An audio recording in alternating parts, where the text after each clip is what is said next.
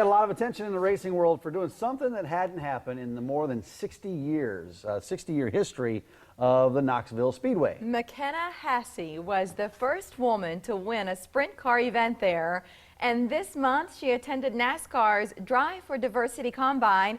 We sat down to talk about all of it. Knoxville Raceway, what was it like to win there?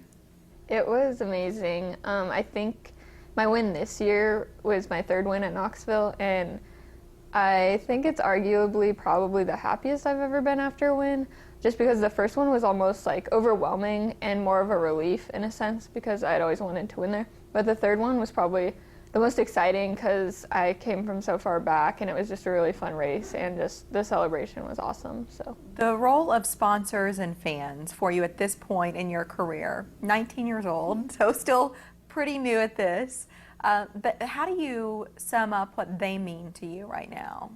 That's tough. I don't know if I could, just because both of those two groups are literally what give me the ability to race. I mean, there's so many factors that go into racing, and I obviously have great friends and family and stuff like that, but without my partners, I mean, what I started when I was 12 with $800 cash and a little help from my parents and sponsors, a few small sponsors at that time to get a little go-kart.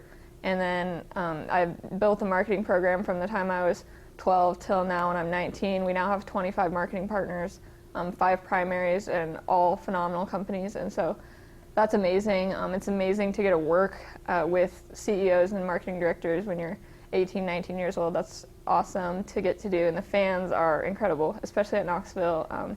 I spend hours with them every race night, so they're amazing. Drive for Diversity. This was, I mean, I can't imagine for NASCAR to recognize you and want you to come to this combine. How did you get involved initially?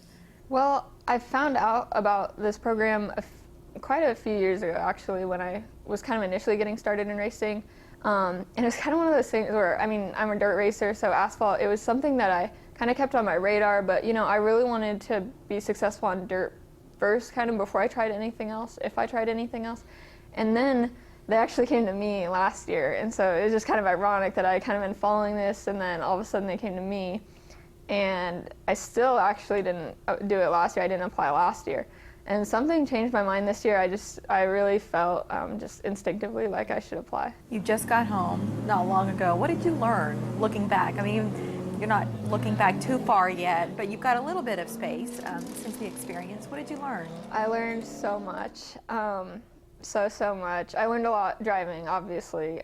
New car, new track, it's the farthest I've ever gone to race. So I learned a lot about racing stock cars. I learned a lot just about NASCAR in general, and I learned a lot about the different drivers and stuff like that. I mean, that was probably the biggest culture shock for me, actually, was being around drivers my age. When I was younger, I raced against younger kids, but for the past 3 years, I've been racing, you know, full-grown men that are in their 40s, and so, so to be around other teenagers was different, and so it was just interesting hearing about different types of racing from all over the world. How did it influence what you want to do next? You're a student at Drake now, but as you look a few years down the road, what do you think the combine means for who you want to be?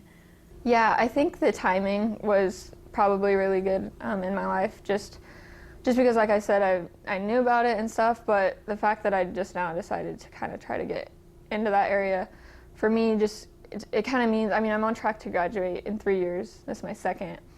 So racing very easily has the ability to change that if I decide to do, you know, take less classes or whatever, but regardless, it's just solidified that this is what I want to do, and it also has solidified that I'd like to race anything, anywhere, anytime, and as long as I can do it for a living, I think I'll be happy. I mean, I still absolutely love dirt racing, absolutely love sprint car racing, but this was really fun too, and I really enjoyed it, and so I just want to race for a living. Who do you look up to in racing? Oh, I look up to a lot of people. You know, Doug Wolfgang is a big hero of mine, and just any driver kind of above me in sprint car racing has been somebody that I've always looked up to, just like the pros, because racing at Knoxville, it's awesome to get to race, you know, not against the pros every week, but you're kind of around them, and so that's really cool to get to learn from them. So I think I've always looked up to them. Outside of racing, there's someone you look up to, an Omaha native. Yes. But it's a different world altogether, investing. What's the deal with Warren Buffett? I love Warren Buffett. I got into investing when I was in 3rd grade, and when I was 14, I would say is when I really started following Warren in particular, which was also an age where all my friends were like following Justin Bieber, and so Right. it was like a totally different path. And I've like read so many of his books, and I don't know, I just want to be like Warren. I just think he's not just like about making money, but he's like so much of his stuff is qualitative, and he really cares about like the companies themselves and the management and the people, and I think that's really important in business. I imagine kids and teenagers see you doing what you do and think they're inspired. Maybe, and it's not even in racing, it's their dream is taking them in a different direction, but they feel empowered by your story. What is your message? What have you learned that you think other young people can take away?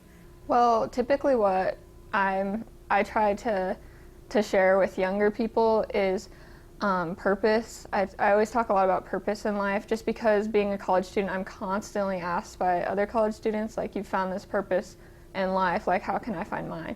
And I think that it's just so important to submerge yourself in a variety of different things in life, because you might not ever find your purpose if you just continuously surround yourself with the same exact things over and over, and it might not be for you. And for me, racing was completely on another planet. And so I had to go outside the box, and I had to try so many different things before I found racing. And so I encourage other people, I guess, to get out there and try so many different things. And when you think you found your purpose, chase it no matter what. Even it might seem ridiculous at first, but still go after it. McKenna, thank you. Thank you so much for having me. We'll really look forward to seeing what her future holds. Think you know someone who'd be interested in watching that interview with McKenna? You'll find it and hundreds of other clips at OmahaMorningBlend.com. Feel free to watch and share 24/7. Okay, they just released a couple of new videos just about any mom can relate to, addressing issues like the struggles of marriage. And how hard it can be to find a babysitter. Listen, moms and dads get that, because I hear you Tell talking me about it, about yeah. the ladies behind I'm Mom So Hard recently paid us a visit. Find out how their hilarious partnership got its start when the Morning Blend continues.